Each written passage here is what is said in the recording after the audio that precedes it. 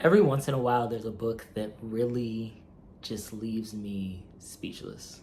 And in this case, that book is Chain Gang All-Stars by Nana Kwame Adjei-Brenyah. And so if you are interested in hearing me talk about this book, which I literally just finished, keep on watching and let's get right into this review.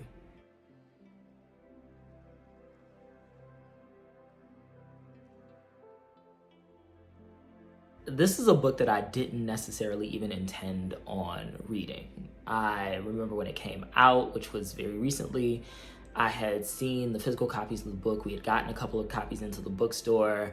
I had seen the blurbs. I had read the description. And I was like, this sounds interesting, but it was not at the top of my TBR. But I had gotten in a bit of a situation where I was not feeling the book that I was currently reading. And I decided, like, I need to break this with something. And so I decided to pick up a physical copy of Chain Gang All-Stars. I read the first 17 pages and I couldn't stop. And then I wound up just switching to audio, and so I listened to the rest of it on audio and I fell in love with this book. And so first of all, I would like to give a rousing round of applause to the cast of the audio for this. This audiobook is narrated by Shayna Small, Aaron Goodson, Michael Crouch, and Lee Azorio. And I really felt like I was like in a theater watching a film. So I would highly recommend listening to it on audio. It is quite the cast and it really is extremely powerful, and I absolutely loved listening to it on audio. So I would highly recommend that. Chain Gang All-Stars follows Loretta, Third War, and Hermana Hurricane Stacker, who are the stars of Chain Gang All-Stars, the cornerstone of CAPE, or Criminal Acts Penal Entertainment, a highly popular, highly controversial, profit-raising program in America's increasingly dominant private prison industry. It's the return of the gladiators, and prisoners are competing for the ultimate prize, their freedom. In CAPE, prisoners travel as links in chain gangs, competing in death matches for packed arenas with righteous protesters at the gates. Third War and Stax, both teammates and lovers, are the fan favorites. And if all goes well, Third War will be free in just a few matches, a fact she carries as heavily as her lethal hammer. As she prepares to leave her fellow links, she considers how she might help preserve their humanity in defiance of these so-called games. But CAPE's corporate owners will stop at nothing to protect their status quo, and the obstacles they lay in Third War's path have devastating consequences. Moving from the links in the field to the protesters to the CAPE employees and beyond, Chain Gang All-Stars is a kaleidoscope, a excoriating look at the American prison system's unholy alliance of systemic racism, unchecked capitalism, and mass incarceration, and a clear-eyed reckoning with what freedom in this country really means from a new and necessary voice. And so I think that you get a lot in that description, but essentially Chain Gang All-Stars follows incarcerated folks that are a part of this sort of reimagined future where essentially incarcerated folks are manipulated into deciding to join this CAPE program. And I say manipulated because the forces that be and the circumstances with which they are existing in within these prison systems, I don't think that there is enough consent to say that they agree to be a part of this system. They're sort of forced to acknowledge that they are aware of the consequences of their actions and what they're getting into. But based on what they're already facing within these prisons, anything is better than what they are existing under. And so they are manipulated into joining this CAPE program. And essentially this program is the new major sports network out there. It has taken the place of football, baseball, basketball, and it is what is constantly going on season after season within this future. And so incarcerated folks are competing in this competition, and once they reach colossal status, if they survive these matches to the death, then they will be freed. And so it follows these two characters, Thurmore and Stax, and a variety of other characters also, and we're given their stories.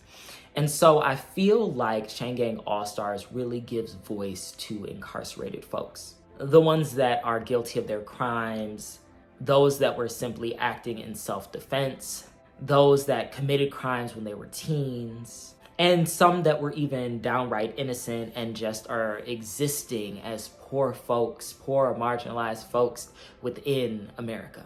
But now all of these characters have become victims of this inhumane system that essentially is enacting the same violence that it purports them to be responsible for on them on a daily basis. And so one of the reasons that I absolutely love Chain Gang All-Stars is because it is so abolitionist at its core.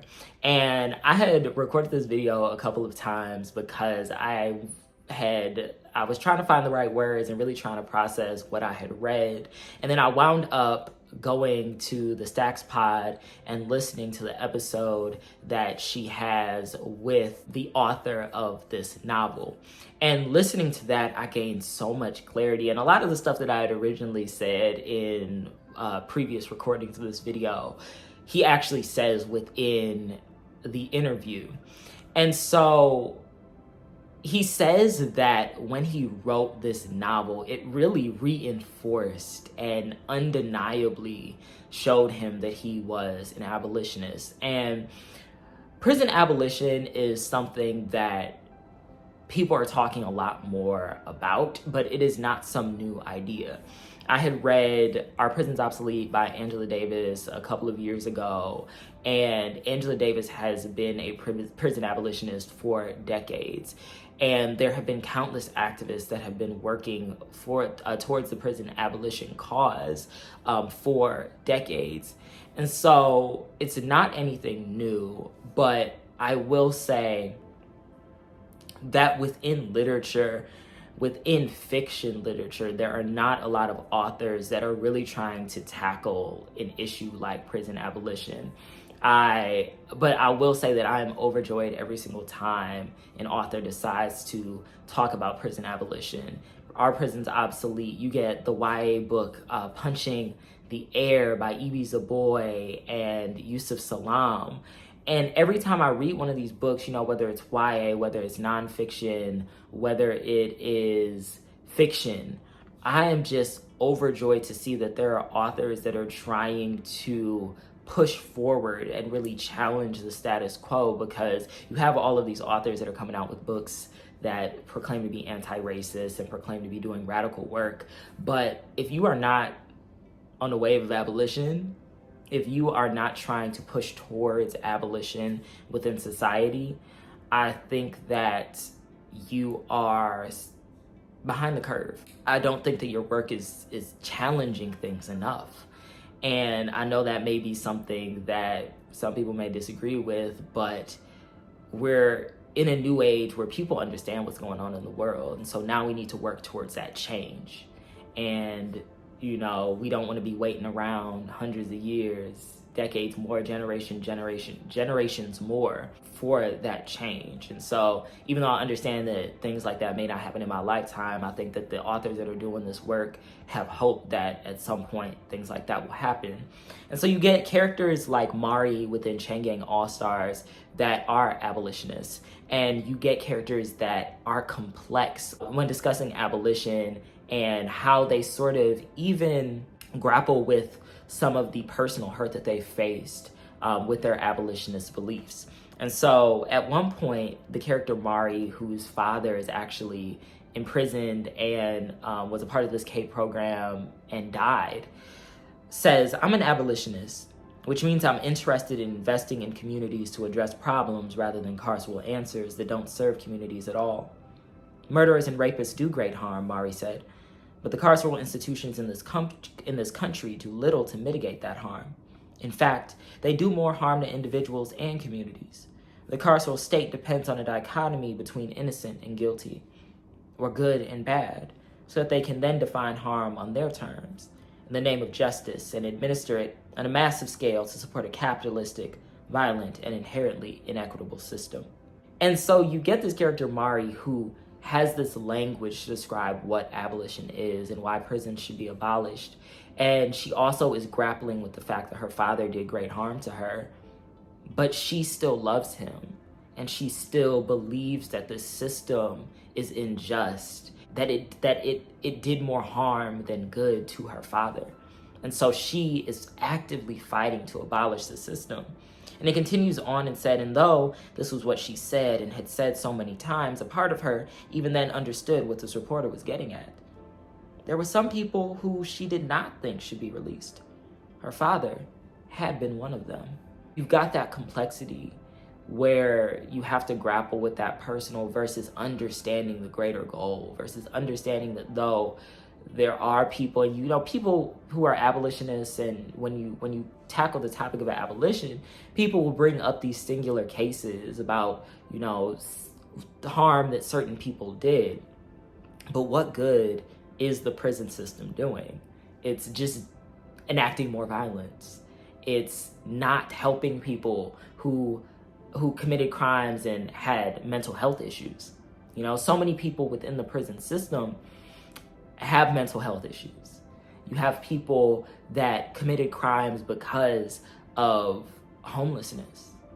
You have so many people that have committed crimes because the way that society has harmed them and has left them without any other options, as queer and trans folks that are on the streets.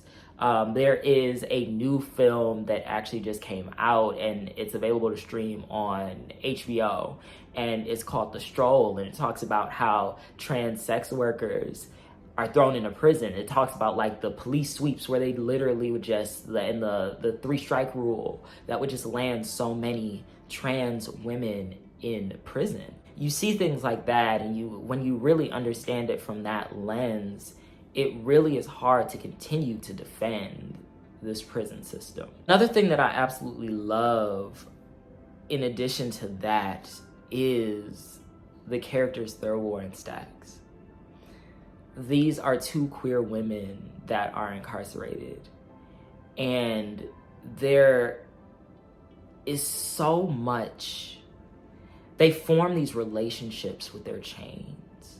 And there is so much love that exists between these two women that they attempt to share with the other incarcerated folks on their chain, that they attempt to share with the world, even when they're in this bleak, violent circumstance. And there's one quote that I absolutely love where it says, and it comes from Hurricane Stacks, she forced love into this loveless space, made it the subject of her life. She showed them that she, the hurricane, was capable of great love. And that if they look, they'd see they were too. And maybe someday they would understand what they'd enabled, what they'd created. You've got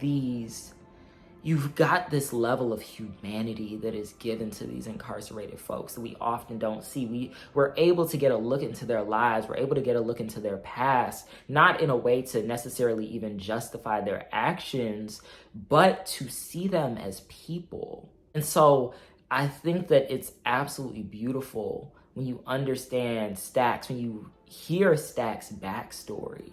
It's heartbreaking.